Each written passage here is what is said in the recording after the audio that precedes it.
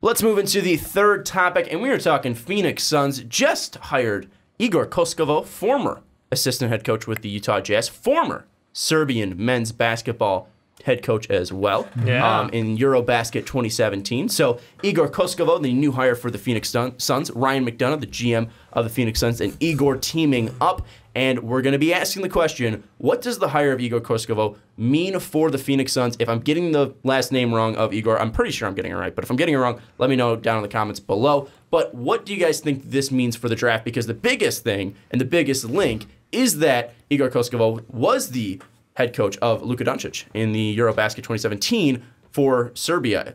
Goran Dragic was also on that team. Luka Doncic was on that team. So, Dave, what do you think it means for the Suns draft? Does it change what the Suns will do? Because we've been mocking DeAndre Ayton to the Suns for the past couple of weeks, past couple of mocks now. I still think that Ayton is something totally unique that I don't know if he could pass up. But if there's anyone who knows the ins and outs of Luka's game, it's this man. Like, he has the most insight in the NBA right now is on him. So it's entirely his decision.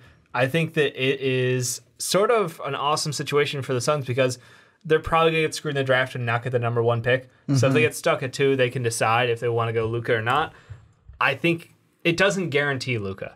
But what I think it does is say that, like, there's a very, very good chance that they will go Luka. But I also think that that could also change to what they do later in the draft because they've got multiple picks in the teens that they could try to trade back up into one pick in the teens and then... Because that pick went back to Milwaukee. Real quick, I do want to say, I think I said Serbia, I meant Slovenia. Mm-hmm. It used to be Serbia back under the Soviets, but Slovenia... Brutal winters, I hear. The Slovenian national men's team was Igor Kokoskov, the head coach. Yeah. So I was just going to say, I'm pretty much on the bandwagon, like, buy your Luka Doncic jerseys for you think it's Phoenix a lock? Suns. It's a lock. Like, because for me, the way I'm thinking about it is...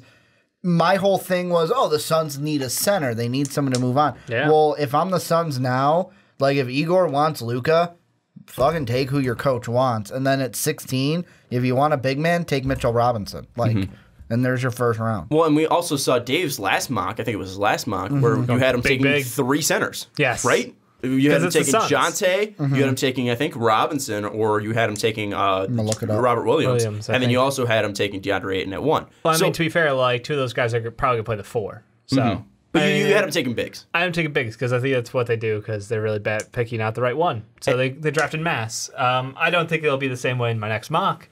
Clearly, I think that's going to change. Well, now it's really...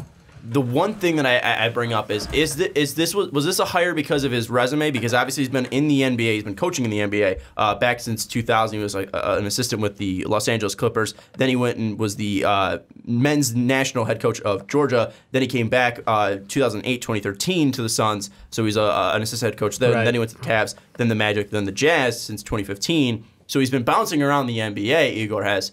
But again... What if they don't get Luka Doncic? Because right now they have the best odds to get the number 1 overall pick, but let's say Memphis jumps him and they take Luka.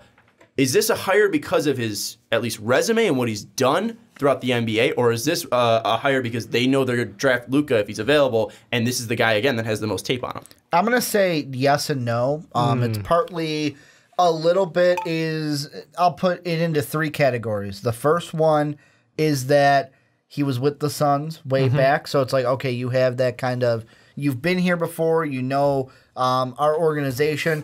Plus, look at what the Jazz have done, especially the last 2 years. Like, I know Quinn Snyder's a huge part of it, but Igor on that staff, what they are able to do, make the playoffs last year, get to the second round, I believe. Then it was this year. You lose Gordon Hayward. Everyone's like, Jazz, I believe I was one of them. Jazz not going to make the playoffs this year. You disrespected Jumpin' Joe Ingles. And Jumpin' Joe brings them to the playoffs, and now they're in the second round. Right now, 1-1 against the best record in the NBA, best seed in the NBA. So, I mean, there's a little bit of that. So that's 2 of them. The third one is, and I don't know if this is true because I'm not in the front office, what if it was all along the Suns were going to go Luka Doncic? He is the number 1 on their board. Maybe that could have been a part of it is, hey, you know what? We know we're going with this kid. This guy's got the resume behind him the last 2 years, especially in Utah, and he knows the guy that we're going to draft. To be fair, Fizdale was supposedly offered and turned down Suns. That doesn't mean that they weren't looking at Luka as the guy, but that's just something to toss out there in front of it. It's not like it was a whole, like, their tunnel vision on Luka, they'll do whatever it takes. The other thing is his time on the Jazz, actually, Ricky Rubio publicly spoke about how much he enjoyed working with Igor, helped him work on his shot. And I don't know what he did, if anything, for Don Mitchell, but, like, being around young talent like Donovan Mitchell, I think there's something he can learn and take over to working with Devin Booker on that immediately. Well, and even then, I mean, Quinn Snyder is one of the best young coaches in the NBA right now. So, I mean, again, he has that experience of being under Quinn Snyder. He also has the experience, again, back with the Orlando Magic, Cleveland Cavaliers, the Phoenix Suns in 2008, 2013. So he's worked even with guys like Mike D'Antoni before as well. So, I mean, he has a very cultured experience in the NBA and just throughout his national experience coaching NBA players as well. We mentioned Goran Dragic with the Slovenia team. For YouTube, this just popped into my head because I brought it up. YouTube watchers, go back to the last segment, Blog Talk Radio, and audio listeners, this is going to be right through. We were talking, I pulled up the positional rankings. Yep. Quinn Snyder, you and I had him 8th. Dave had him 9. Brad Stevens, Dave and I had him 3 behind Kerr and Pop. You had Spoelstra at 3, and then Brad Stevens at 4. So we kind of mentioned that going the last into the time year, with the Boston one. Oh, wait, so what would I have? You had Brad Stevens at 4 behind Spoelstra. Okay, so where we had him at 3. Flip. But I mean, Spoelstra's still top But 5. you and I had Quinn Snyder, Jazz coach, at 8, where Dave had him at 9. And where did I have Quinn Snyder the year before? I had Quinn Snyder the highest back then, The too. year before, I 2016, I you had had him top him 9. You guys didn't have top 10. I yelled Dave at you. had him 11, and I had him 17 that year. And I yelled at you. Yeah, and then he was a top 10 the year after. I know. I'm just saying I screamed at you because I was right. Again, you know me. I'm very vengeful, and I will say when I'm right. But again, going back to Igor, I think this definitely at least is a sign that if Luka's available, number 1, or if Luka's available at number 2. Period. I think period almost. If Luka's available. If he's available, number 1, when he's available, number 1. Well, yeah. Again, if he's available when the Phoenix Suns are taking, let me phrase it that way. We found it. The Suns are drafting Luka Doncic. And that's the thing that's crazy to me is that, again, we say that they have a need for the center, but I think this just shows that their idea is Luka is clearly the best player in the draft, and they will fit the roster for him. And I think and I know people are worried that, it's not a playmaker, you're not putting a center that's going to take the scoring away from Devin Booker, but Luka is going to be able to open up lanes for Devin Booker. I think that's one thing that we got to talk about. So let's talk about how Luka fits on the Phoenix Suns team with Igor, and then we'll go away if we're not able to talk about if we're not able to get Luka, what a DeAndre Ayton or other players will be. So if they select Luka Doncic, whether number 1, number 2, he's on the team, how do you think he fits, Dave, with Devin Booker, Josh Jackson, TJ Warren, all the players that they currently have on roster? I think he fits in really well because Igor is a very pass-heavy motion offense, lots of pick and roll, very, very much in the motion of where the NBA is aiming to go and building around these teams who are having great success with that kind of a styled offense. So I think Luka coming in, already knowing him, walking in, knowing the playbook to a team, huge step up walking in the NBA over any of these guys out of college. So I think that his impact year 1 will be higher if he lands on the Suns. And honestly, like the motion, everything lines up for him, being surrounded by a great shooter in Devin Booker, a good inside scorer with TJ Warren. And then I think that honestly, the guys who are going to benefit the most from this are guys like Dragon Bender and Josh Jackson, to be entirely honest, because these guys, Dragon Bender hasn't really seemed to have found his fit. Like he's had times where he's looked like a fluid big man and he's good hands for passing. His shot's been questionable, but like I think he'll find a role in this new offense. And then I think Josh Jackson's a guy who is honestly going to benefit the most from this because he was a guy who late in the year was like, I'm the number 1 on this team because Dev Book's out, and teams zeroed in on him and made shots tougher, made all of his looks worse. A guy like Luka's to be able to open up looks for him, gonna draw traffic, gonna draw attention. So I think honestly, like it is a huge addition to this team. Adding Igor means Luka comes in the most NBA ready player, even more so than he was before. I'm gonna play devil's advocate to myself, and I Wait, what? I still believe, and the reason why I'm saying devil's advocate to myself is I still believe Luka is the pick for the Suns.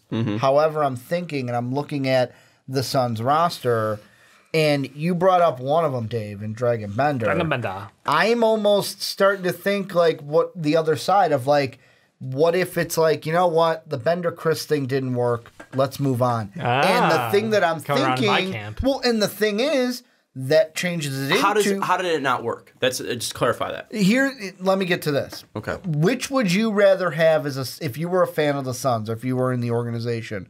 Luka Doncic and Mitchell Robinson, because that'll be the probably best big that's available, or DeAndre Ayton, Shai Gilgeous? Because DeAndre Ayton says he wants to play the 4, doesn't want to play the 5. So he would be Chris and Bender move out of the way. Ayton's my 4. I understand your thought process there. Jonte could be there, but he could go before that. First off, that's going to need a fall for Shai because we're mocking him 13, 14. He's around that range, though, just because we have him at 13. Yeah, but I mean, most likely he's going to be the third point guard off the board. Yeah, he will be. And I don't think it really is going to depend on Colin Sexton and who's in love with Colin Sexton. Yep. But Shai Gilgeous might not be there. So that's one big thing.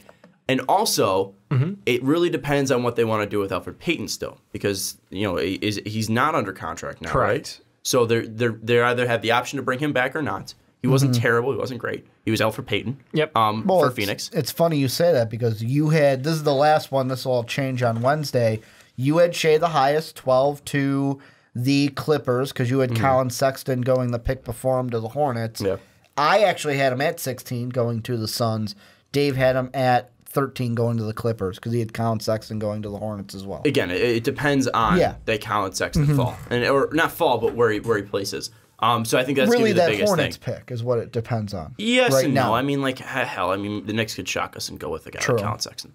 But I think the thing with this is you need to just draft Luka Doncic. Again, I think you need the best player, and I understand that DeAndre Ayton is more of a need. But also, Dragan Bender is still 20 years old. And he'll be 20 years old when the season starts. And this kid still is developing his game. He's still getting used to the NBA. The fact that we're giving up on him already after 2 years is a little short-sighted. I mean, I don't know who this we is. Well, I mean, we're already talking about trading the kid and drafting his replacement after 2 years. That was him.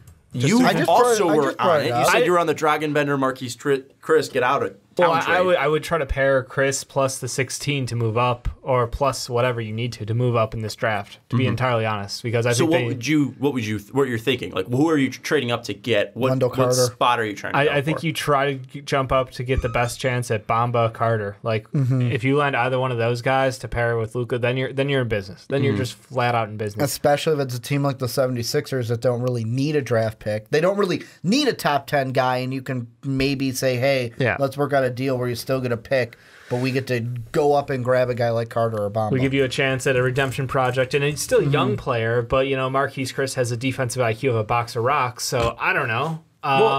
He's still got a body to play in the NBA, though. Yeah. Like, there's no saying that he's not going to develop eventually. It's just a matter of he hasn't turned out on the timeline and met the expectations of the pick he was supposed to be. Box of rocks. Have you watched him try to play? Yes, I have. They did take two of the youngest players in that draft. Marquise Chris, still 20 years old, can be 21 in July 2nd. He's only about a month older than I am. Yeah. And I don't know how my defensive IQ would be. Don't call him a kid, though, Sean. But also, again, these two guys haven't had stability in their head coaches. But had Earl Watson was fired right away. Yeah, and they had Earl Watson for a year. Clearly, he wasn't cut out to be an NBA coach right now. Right. So they weren't getting the best guidance. And then you get Jay Triano, who wasn't able to take over that job. Time to the point where we should have seen more growth out of him. Oh, I'm not saying Bender was obviously injured, and then this year he had some time, but I saw enough there that I'm like, I could see him working in Igor's offense, and there's potential there for the fit. But also, at least offensively, Marquise Chris has the body, he has the athleticism, and if we're running strictly pick and rolls, he can get up. So again, he might just need to be fit into the right system. We've seen this plenty of times before. Possible. Again, you're not going to fix defensive IQ, but you can at least coach a player to understand where they need to be defensively. You're not going to teach a person tenacity. You're not going to teach a person how to be a great defender, but you can at least help them and guide them. And if Igor Kokoskov, a guy who, again, has the resume to be in the NBA for the past 16 years, is the first European NBA head coach to be to ever be graced with the NBA head coach position, it's definitely something to be what was David Blatt? European-born. European-born, I think he's Brooklyn or New York. I was just thinking like coached in Europe, and I'm like, did David Blatt? No. We had many coaches from Europe. Yeah. but Blatt was Boston European or New York. born, though. Yeah, Okay. first That's European why I gave you that look. we got to asterisk that shit. Yeah. But again, he's the first internationally born head coach. So I mean, you're still taking a shot at him, but again, you're taking a shot at a guy who has the resume, who's been working with NBA talent since the 2000s. Like these are guys that at least can help grow and guide players, and we've seen the growth in Utah Jazz players, guys that we really didn't believe, and we saw what Donovan Mitchell on athleticism alone could turn into. Marquise Chris has the body and at least athleticism to be something. I'm not saying Mitchell was great. more than just athleticism. No, I know, but I'm saying at least Marquise Chris, again, has the athleticism and body to be possibly a starter at best. I mean, maybe he's not going to be a star like they possibly thought when drafting him, but he could be a starter if put in the right system. But I mean, would you give up 16 Chris to get to 10 maybe? Or would you give up 16 and TJ Warren to get to 7 or 8? No, come on. No, I'm I know not you giving love up TJ TJ Warren. but he's a bench player. Yeah, but he's the best bench player in the NBA. I don't. Whoa, you're way wrong. But you're way wrong. Maybe, but Wouldn't you say Gordon from the Rockets it was the a best bench joke. player? Relax. Okay, I'm just saying. But He's got a weird love affair for with me, TJ. the thing that's going to change this, and I'm going to jump the gun a little bit. Sorry, Sean, is if they don't get the number 1 pick, because I feel like if they get sunsed, I feel like what's going to Should make that a happen t-shirt. is like if they get number 2, fine, it's kind of the same situation, but we don't have a choice of who we want. If they go 3 or lower, though, let's say they do go 3, well, then it's at that point, it's I'm going big. I'm going either Bagley or Jackson with that first pick. Let me just throw this out here really quick. Because they're not going to go Trae Young. We consistently talk about them trading up. We're using the 16 and 15, right? I think those are the picks they have. 16, 15. It's Now 15. they just have the Or just 16 16. because the second Thank pick you. went back to the Bucks. Okay, so they have the 16 The Bucks pick. did too good, man. Yeah, they have a 16 pick. Why wouldn't they be able to say, hey, we want Luka Doncic. Luka Doncic is the guy we need. We have the head coach for him. We have the most scouting on him. Why Use wouldn't the they 2 trade up picks to and go get, up to 1? get the centerpiece? If that's their guy, why couldn't they be able to package and get their guy? Again, I'm not saying it's the right. I would take the 2 picks. Again, I'm not saying it's the right move, but it's a definitely possibility. I don't think we should throw that out there. That if they think Luka's the guy, they might trade up and get him, especially with the head coaching hire. If there was not a guy like Shea Gilgeous that low, I would be all for that. However, but Luka's not the same player. no, I know that. But for me, They don't even play the same position technically. well, Shea Gilgeous is a combo guard. He can play 1 or 2. Yeah, but Luka's more of a 3. But the thing that I'm looking at is if I'm a Suns fan, if I'm in that organization, I want both those picks. So for me, even if I am a 3 and I don't get Ayton or Doncic, I will take one of the bigs, Jackson, Bamba, or Bagley, and then at 16, I'm targeting a Shea Gilgeous. I'm targeting a Simmons, a guard for my backcourt. But we have talked so much about how this is a top-heavy draft, right? Yes. How really outside of, I mean, even Wendell Carter, even though he's a top 10 pick, like we consistently talk about that guy having a ceiling of being a good starter, but possibly not being a star. We talk about Mikal Bridges being a 2, but never a 1. Miles Bridges, he could be a great 3 option for you, but we don't really see a 1 on him. Colin Sexton might be a good guard, but maybe basically top Bledsoe 12. light. Exactly. We look at Trae Young. Is he really, going to be a star, or is he too small for the NBA? Michael Porter Jr., he might be hurt, and we don't know what he's going to be. Mo Bamba, is he just a body? Why not go up and get the biggest star in the biggest star-studded draft we've seen in years? Why not do that and get the centerpiece of your franchise? And also, because Dev Book's the centerpiece. Luka, I think I'm saying if they go up and trade draft Luka number 1, he becomes the centerpiece. Here's the thing: is we look at the potential on this team and the recent draft picks. Dragan Bender, a top 10 pick. Marquise Chris, a top 10 pick. I'm not saying these guys are going to pan out. Just because they're in the top 10 doesn't mean they're going to pan out. But they saw the potential in them, and they're still 20 years old. Josh Jackson, again, still very young. You look at TJ Warren, a good bench piece that you already have solidified. Devin Booker, one of the best young scorers. Why not get a facilitator to help fit into Igor's offense and move it around. I'm just saying that is a possibility that might happen. We talked about the Suns having a ton of potential. Maybe you just need a guy to tap into that potential, and maybe they think Igor is the guy. This is what I would rather do. If I'm the Suns and I'm sitting at 3, let's say worst case scenario, they're sitting at 3. With that 3rd overall pick, I go with whichever big I like best. Jackson, Bamba, or Bagley. Whichever one you like better. Which one do you think fits best? For me, I would probably go with Bagley because like Bamba's a 5 for me, and I'm saying that because the second part's coming. I'll wait for it, Sean. I go with Bagley because he's a 4, and I like him a little bit better than Triple J. Then what I do is at 16, I say, you know what? Let's target that 76er pick, maybe the Nick pick. Trade either Bender or Chris along with that 16 to then move up to then get like whether you want a 3 like Mikhail or Miles or like a number point guard like Colin Sexton. That's what I would do then. Get my 4. Okay, now one of Bender and Chris can be expendable because now I have 3 there and I can use that 16 to trade up. Got a 5.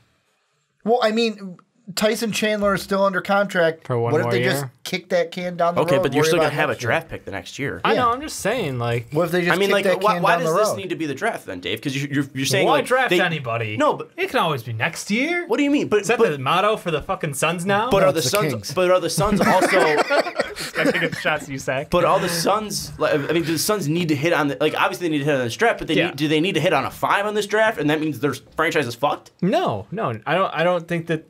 Again, I think they're Like, why is a probably 5 best off. such a big need for them, Dave? Like, that's what I'm trying to get at. It's a giant hole, and it's in the center of their team, and they can't stop anybody who's driving to the rim. It's sort of a problem. Like Do they not have a ton of cap? Well, they do. DeAndre Jordan's out there. They could make an offer for Jordan. He's going to take that option. I'm of the opinion that they should take a swipe at Aaron Gordon. To be entirely honest with you. But what should they like? What not motive? What ammo do you think they have to at least go out and get an Aaron Gordon? Because that's going to cost a little bit. Because that guy right now is the best player on the Orlando Magic. Yeah. No, I understand. I'm just saying they've got people who have potential, which is the magic word for this Magic team, because and plus you got the Magic Suns connection. Like, I'm just saying there's a line there that I can draw. I think that he would be able to come, and he's still young enough. You guys, I know we haven't talked about him at all, but like Brandon Knight's still on this team. If he comes back from this injury with any sort of talent, like he's locked under contract, it's just the though. injury. But he's locked under contract for 2 more years. I understand that, but like this kid's never healthy, so that's why I'm not putting Brandon Knight in there, because I don't know if he's ever going to play. He's gonna play, but for how long? 2 games and he gets injured again? Just a hater. No, I don't know. That's fair. I mean, it's fair. But like, what ammo do they need to get a guy like Aaron Gordon? That's what I'm trying to get to. Because you say Aaron Gordon might be a nice fit, but like, how is that going to work? Are they going to have to give up that 16 overall pick and a Dragan Bender and Marquise Chris and probably more? Because again, those guys aren't really needs for the Orlando Magic positional wise. Are they going to give up Alfred Payton, send him back? It's the last year of Aaron Gordon, pretty much. So that's the thing, is his value might be right for them. So they might be able to do, like I said, like a Chris and TJ. Like something like that, the 16 and one of those guys. Mm-hmm. I think the Magic are in a place where if they don't like where they land in the draft and who's available there, I think they would consider an option there. That's all I'm saying. For Aaron Gordon. Yeah. Okay. I mean, it's going to be interesting, but I go back to this team and I look at the Phoenix Suns. Draft, I think the biggest need for them is just a facilitator. I understand they need to fill out that 5 spot. Like, I get it.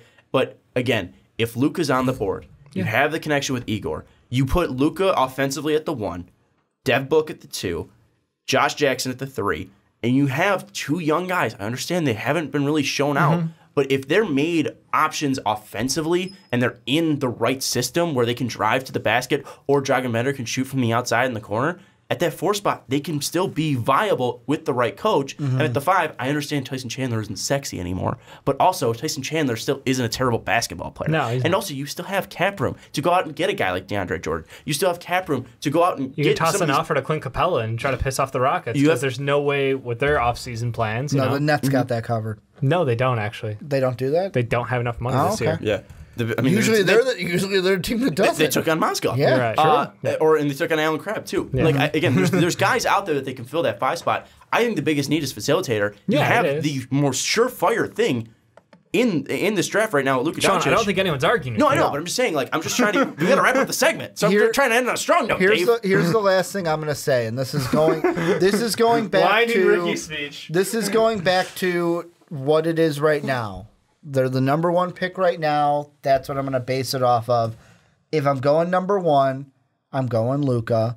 Then at 16, I'm going with like a Mitchell Robinson. I'm going with that center. Then in next year's draft, depending on where we are, They trade for Kawhi. No. Oh. I'm assuming the Suns still suck. Sorry, Phoenix, and they get Zion Williamson. There's your 4, and he's the power forward. I don't I don't think know they'll- about Zion at a 4. Your boy's like 6'6", right? Well, wait, is that 6'6" with shoes or without shoes? No, 6'6", 270 is listed as power forward on here. I don't know, but Fat. it's a big boy. I don't know about that. He's defensively he looks like a Then stud, but fine, you we'll see how he draft does. a Jonte Porter, and then you draft Williamson to be your center. I'm not shitting on your ideas.